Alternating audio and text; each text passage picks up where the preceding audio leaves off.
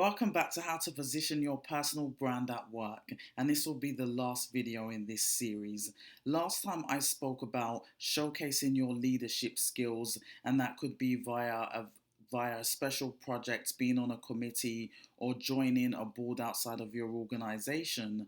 This time I'm talking about positioning your personal brand on LinkedIn.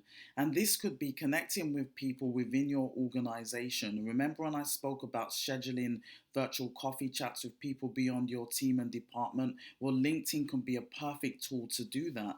And once you're connected with them, you can like their posts, comment on their posts, share their posts. So a great way to interact and build that relationship, as well as if you decide that you want to share content on LinkedIn, whether that's articles, whether that's your own thoughts, you writing articles, whether it's putting a poll out on LinkedIn. Those people who are connected to you within your organization will see your content. And again, if you're engaging with their content, I'm sure that they will engage with your content back. So this is a great way to position your personal brand, because they will start seeing you as a thought leader as you decide to produce content for LinkedIn. And as I said, whether that is your own content, sharing articles, or commenting on posts and liking them. So I encourage you to use LinkedIn as a tool to position your personal brand at work, because it's a great way, again, to develop relationships